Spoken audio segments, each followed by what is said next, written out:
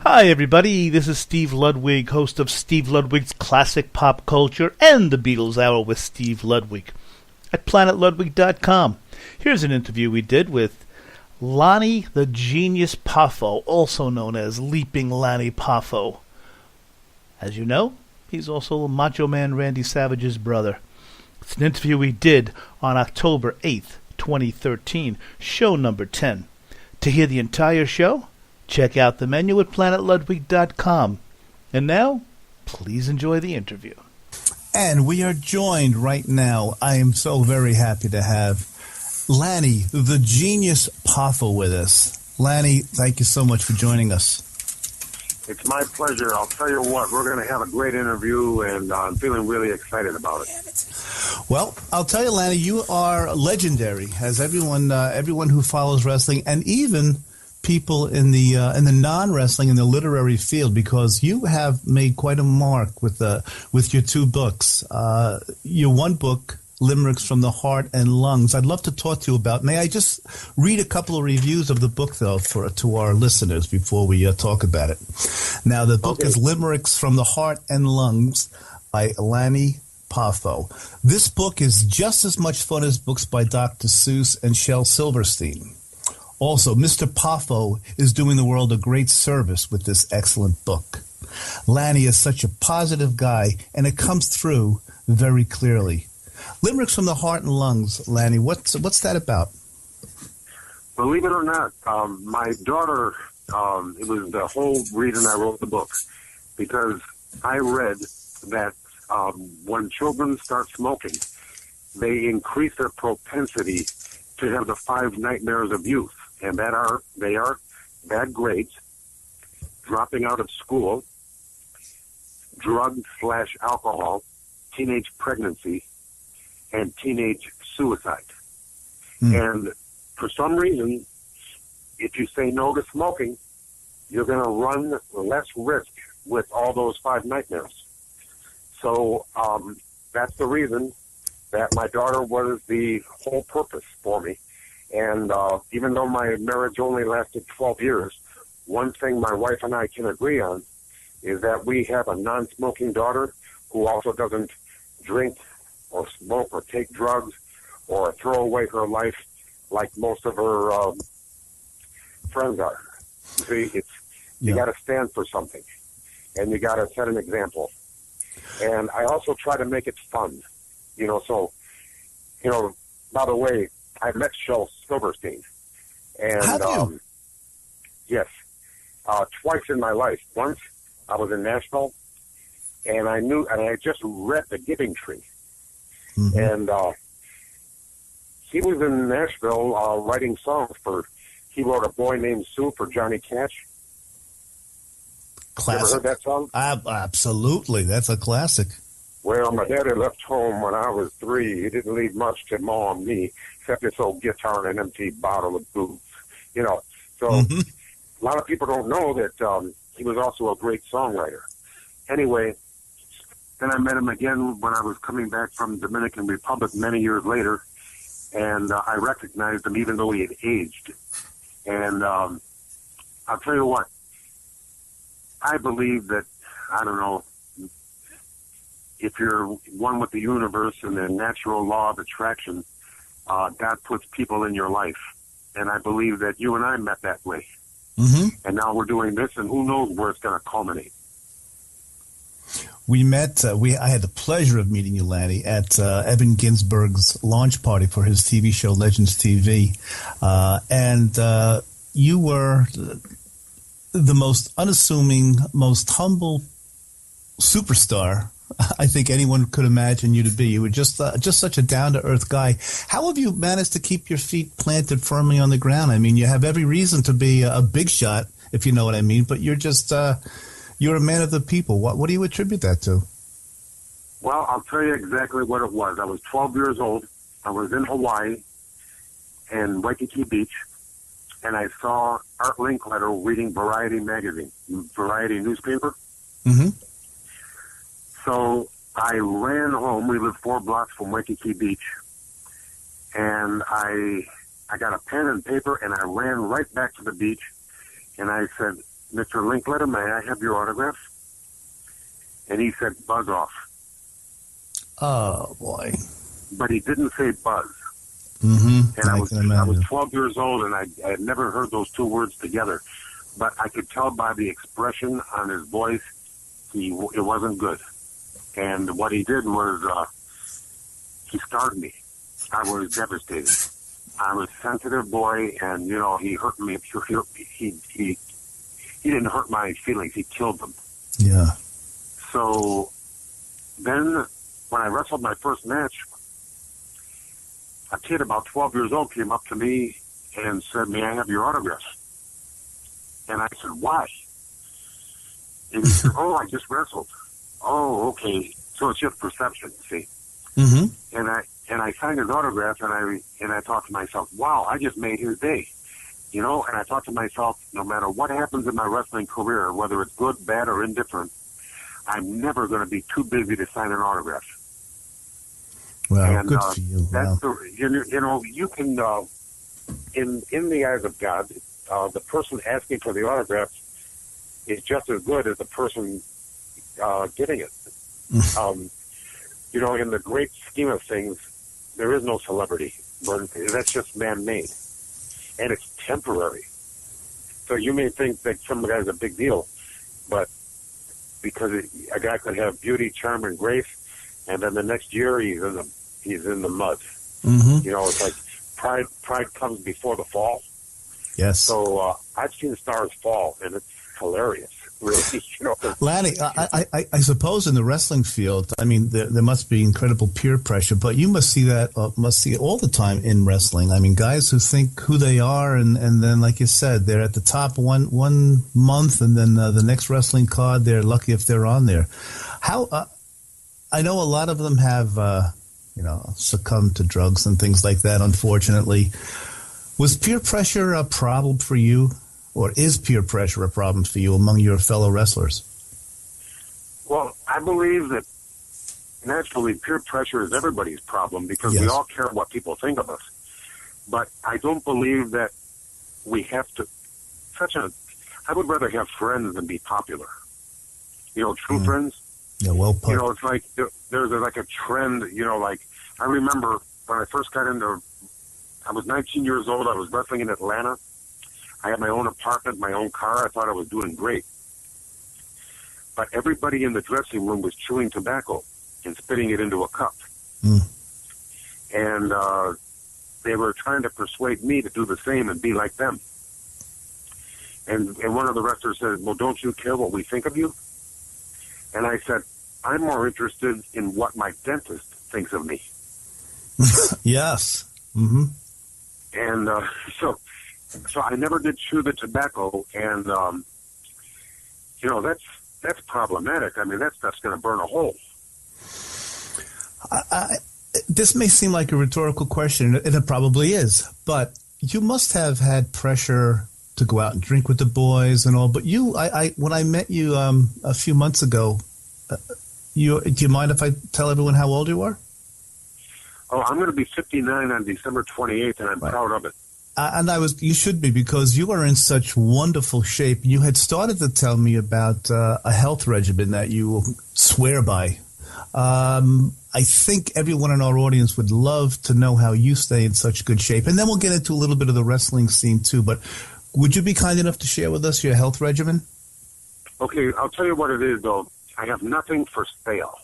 You know, as far as I'm going to sell you this health regimen. Okay?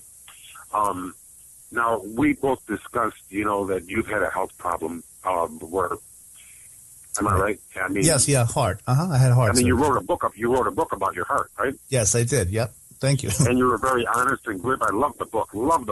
I mean, thanks, it was so, you would think a book like that would be depressing, but it was uplifting. Oh, that's very kind of you. Thanks. And another thing, you know, about like being cathetered and everything, things that might be embarrassing, you were upfront and honest and put a positive spin on it. And when you think about, there's a lot of people in your situation, and they might benefit from a book like that, wouldn't you think? Yeah, well, thanks. I mean, Lanny, you're talking about CU and CCU, and that's so kind of you. But anyway, back to your health regimen. But that's so nice of you. I appreciate it, Lanny. Well, the thing is, my brother died of, this is the Macho Man Randy Savage, and he actually died of ventricular fibrillation. And, you know, that's very common. It's called VFib. The heart is divided into 4 parts, left and right atria on top, and left and right ventricle on the bottom. And, of course, the ventricle is shaped like the V. And so fibrillate means quiver. So the heart was quivering spasmodically, but it wasn't doing its job of getting all the blood to the parts of the body. And, of course, if he had lived, he would have had brain damage because your brain needs oxygen from the hemoglobin. It's, you know, and it needs it not sometimes, but all the time, right? Right. I mean, otherwise it's going to, you know, the cells are going to die, and the more specialized the organ, the worse it is.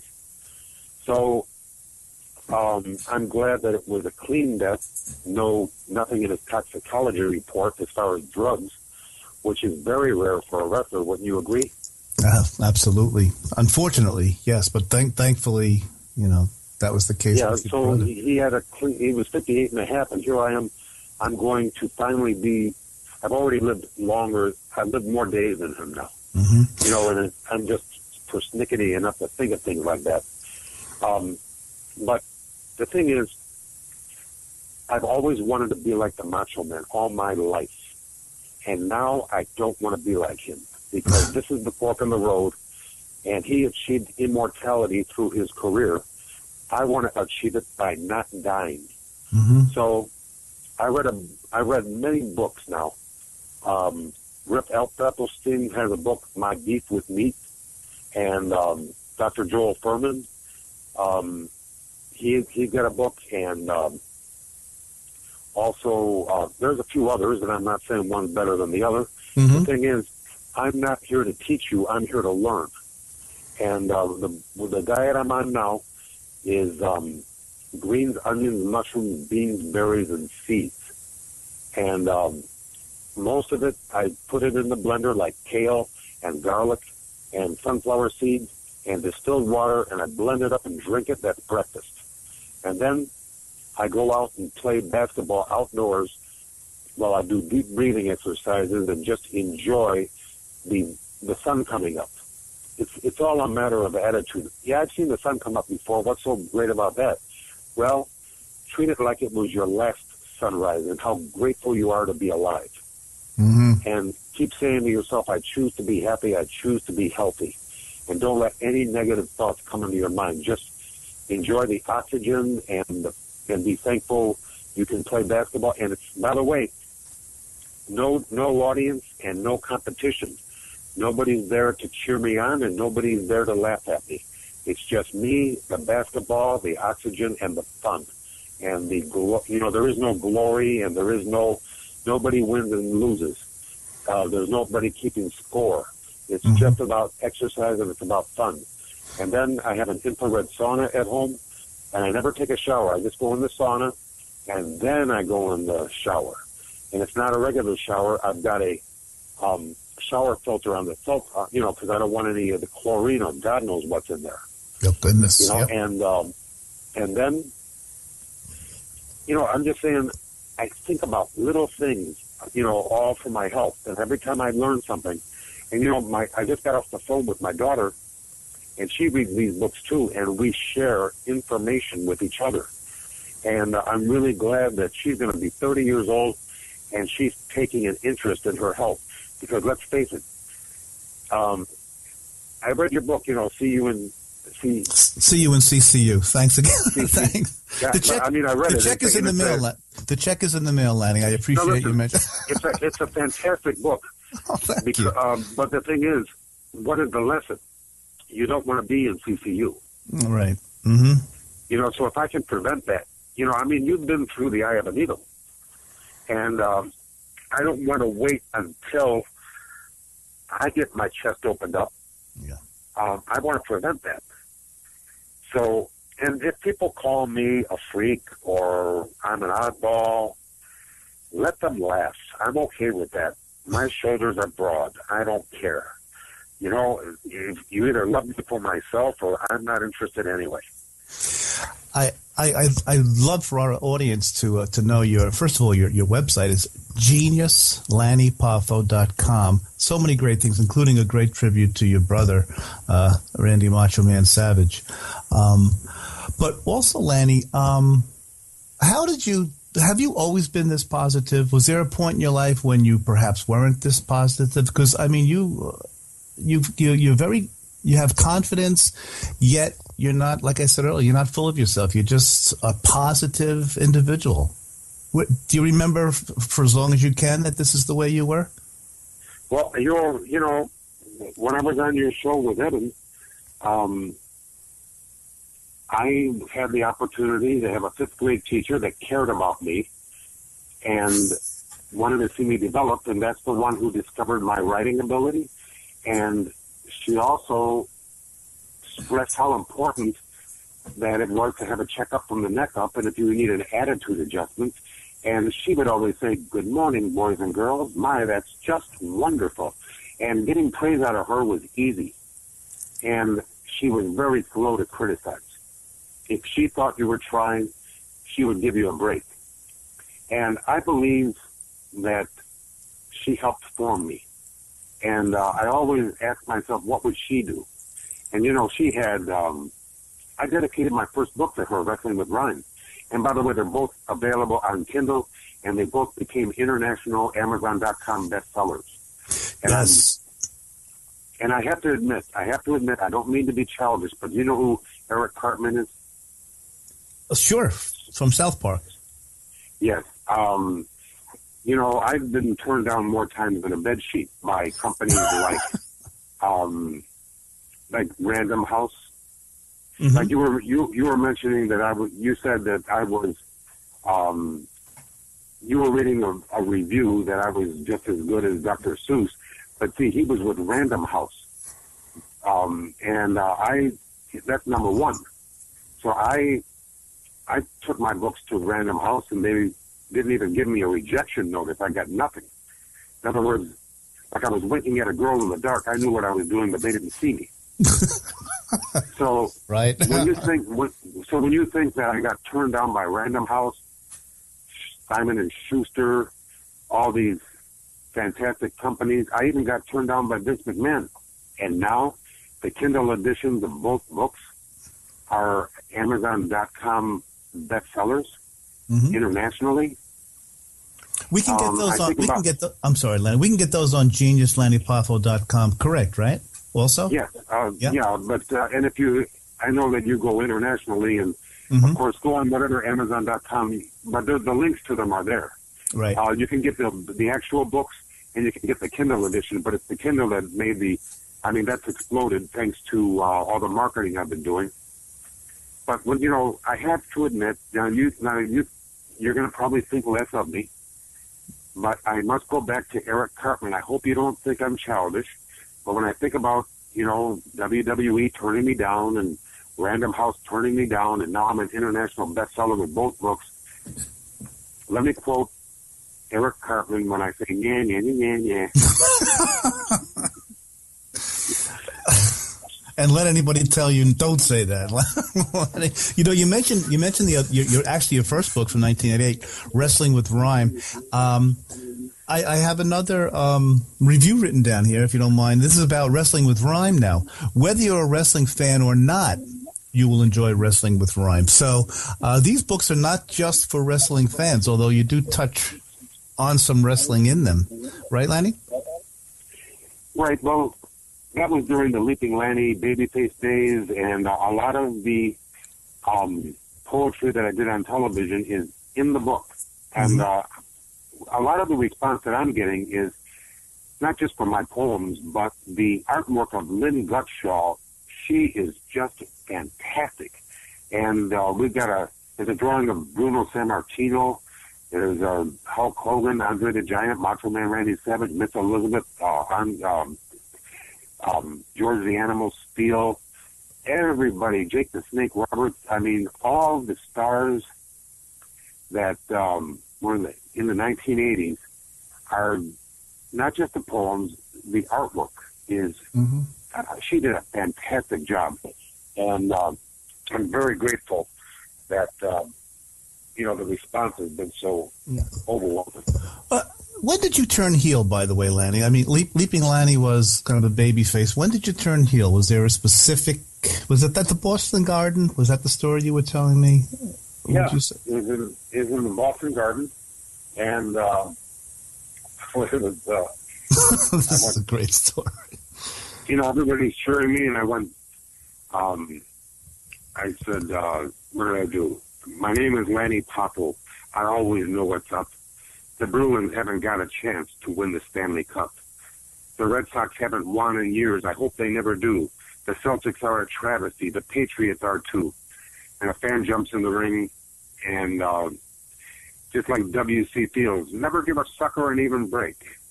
So as he's coming through the ropes, I nailed him.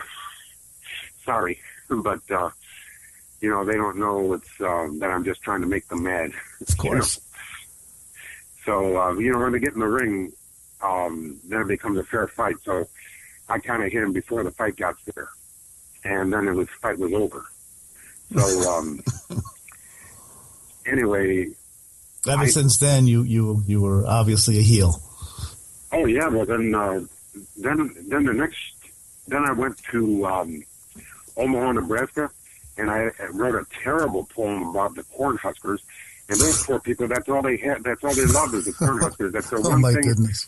Their football team is the only thing they have, and I ruined them. So I said, this being a bad guy is easy. All I got to do is whatever tone I'm in, find out what they love and say something negative about it. Once again, everybody, you can go to geniuslannypoffo.com. That's Lanny's website, and so many great things on the website. And like I said, Lanny has a beautiful tribute to his brother, Randy Macho Man Savage. Lanny, could you let our listeners know, with Randy as the wrestler and Randy as the man, are there two different people there? And as his brother, how do you see him as a wrestler and as a man? Well, they say art imitates life. Okay. I noticed some metamorphosis with him, when he became the Macho Man. And I think it crept into his persona. I think they borrowed from each other. Mm-hmm. It's difficult to play a role like that without being affected somehow. And I'll tell you what, he was the most... Okay, if everybody goes on Google and looks up OCPD, that's Obsessive Compulsive Personality Disorder, mm-hmm. He's got all the symptoms. He overdoes everything. He's meticulous in everything he does and all that stuff. You know what I mean? And mm-hmm. He overdoes. But don't think for a minute that's a negative thing, because he wouldn't be the Macho Man if he wasn't a little OCPD. As a matter of fact, we could all stand to be a little bit more OCPD, Obsessive Compulsive Personality Disorder. In other words, instead of laying on your butt watching video games, why don't you get up and do something? Mm-hmm. And you're certainly a living example of that, Lanny. Well, like you wrote a book, and I wrote 2 books, and you know something? I might be all booked out right now. I just want to promote these, and, I want to live my life, and I don't know what my life has in store for me, but I want to be flexible, and I want to be able to take advantage of opportunities when they happen, so I don't have to, say the saddest words of tongue or pen or these 4 words, what might have been. Mm-hmm. I want to be able to, you understand, and I think you're doing the same thing, aren't you? Sure, absolutely. I mean, I, like you say, when something happens in your life that's kind of a changing thing, you just want to do things that make you happy. And like you said, people, you don't have time for fake friends, and you learn to sift through a lot of the garbage that you thought were friends, and it's what's important. Once again, everybody, Lanny's 2 books, Limericks from the Heart and Lungs, Wrestling with Rhyme, both available on ebook, which is so great now, Kindle. Go to geniuslannypoffo.com for information on the two books. And Lanny, we're running out of time, and I would love if you could come back again sometime. Would you do that for us, please? Absolutely, and friend for life as far as I'm concerned. Lanny, it's such a pleasure speaking with you. And listeners, I had the pleasure of meeting Lanny Poffo in person, and he is just one of the nicest human beings you'd ever have the pleasure of meeting. And I think that came through in the interview tonight. Lanny, thanks so much for speaking with us. Pleasure is mine.